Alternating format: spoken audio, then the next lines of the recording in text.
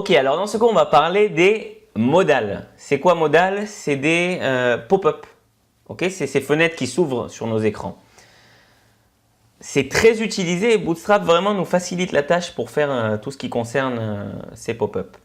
Donc je vais directement faire un exemple. On va supprimer ça. Et même ça, le script là, on va l'enlever.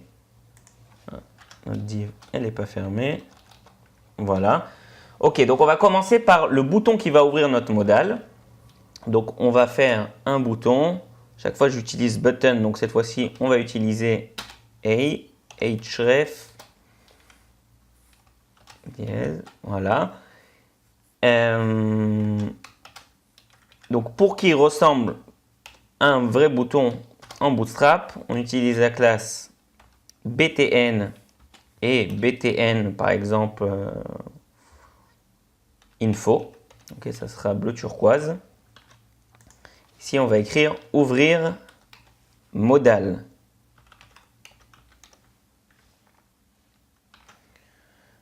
Voilà, on va le faire aussi un peu gros ce bouton, donc on va écrire button LG. Et voilà notre beau bouton qui va ouvrir le modal. Maintenant, on va créer ce modal. Donc, ce que je vais faire, on va créer une div. Donc là, on est dans la div container. Ok, maintenant on va créer une autre div. Il va y avoir pas mal d'imbrications de divs dans d'autres divs, donc suivez plus ou moins ce que je fais. Classe modal. On va mettre une animation fade. Fade, c'est-à-dire que ça passe d'un flou à une image nette. Ça donne un joli effet comme ça quand ça arrive les choses sur l'écran. C'est pas mal. Donc, j'ai donné la classe CSS modal et fade, c'est pour l'animation d'ouverture du modal. Maintenant, on va lui donner un ID. ID, mon modal par exemple. Et voilà. Maintenant, dans cette div, on va mettre une autre div. Et on va donner la classe CSS modal dialog. Dialogue, ok, c'est aussi un autre mot pour dire pop-up et tout ça. Div, encore une div. Classe, cette fois-ci, on va parler modal content, c'est-à-dire le contenu de notre modal. Ok, et comme tout bon contenu qui se respecte, il est toujours composé de 3 parties. Ok, on va mettre ça comme ça. Première partie, classe modal header, okay, l'entête.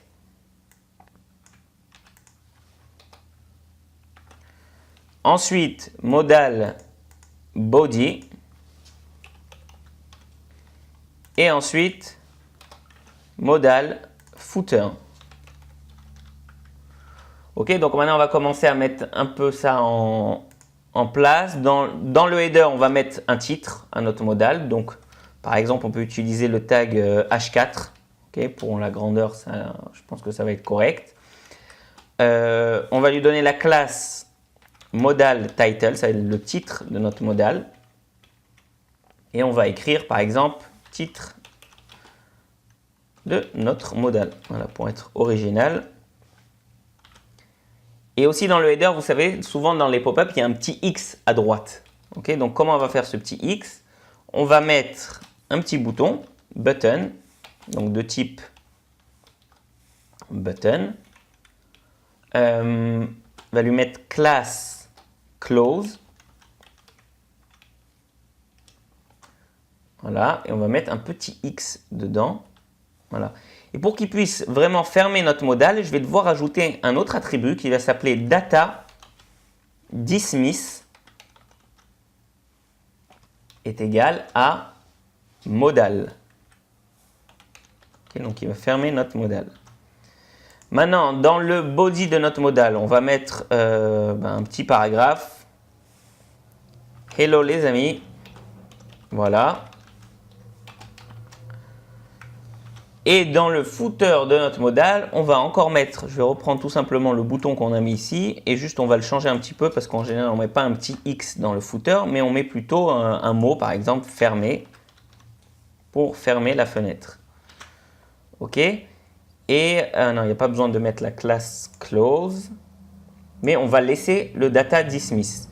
Par contre, ce bouton, si on veut qu'il ressemble à un bouton, j'ai besoin de lui donner une autre classe, comme la classe btn.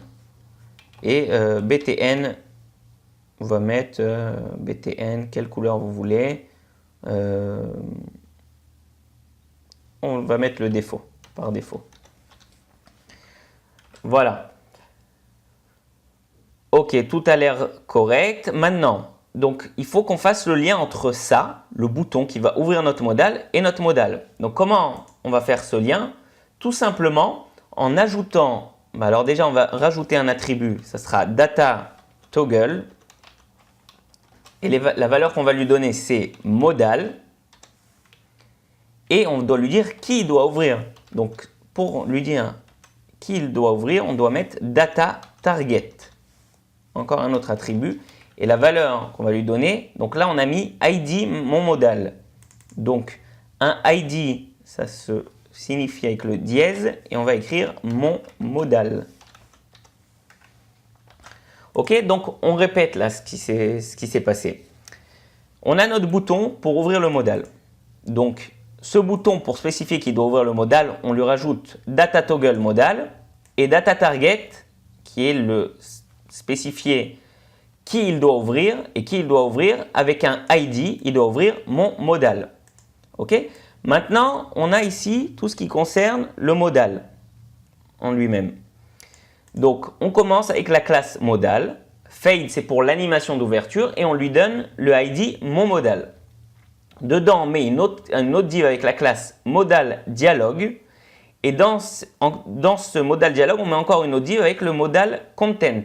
Le modal content, lui, est composé aussi d'un header, body et footer.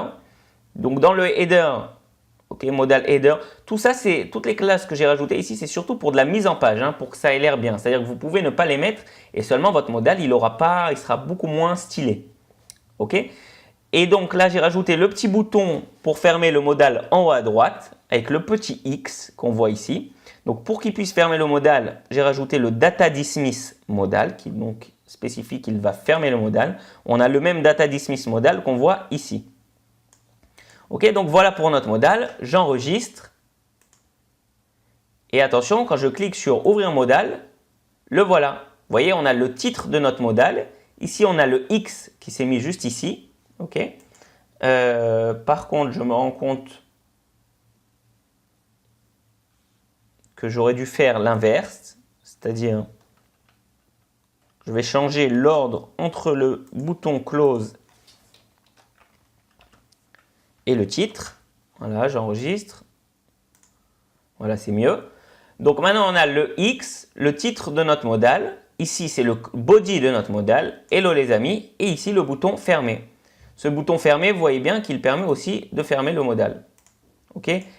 On a spécifié ici, quand on ne spécifie rien, le comportement par défaut du modal, c'est que même quand on clique n'importe quel point de l'écran, vous voyez, le modal se ferme. Okay, pas besoin forcément de fermer avec le X ou le bouton fermé. Maintenant, il y a des arguments qui permettent de spécifier que le modal ne se ferme pas quand on clique sur n'importe quel point de l'écran. Donc voilà pour notre modal. Qu'est-ce qu'on peut voir aussi? Je voulais vous montrer, par exemple, vous voyez la taille qu'a notre modal. Voilà, il fait cette taille-là. Si on avait voulu un modal plus grand, on aurait pu mettre au niveau de la classe modal dialogue, on aurait pu écrire modal LG. Et là, maintenant, si je rafraîchis, ouvrir modal. Attendez. Hop, je vais mettre juste la fenêtre en plus grand. Voilà, c'est parce qu'il ne pouvait pas l'ouvrir, donc on s'en s'est pas rendu compte. Vous voyez, le modal est beaucoup plus large. Okay, si je reviens avant et que j'enlève le modal LG,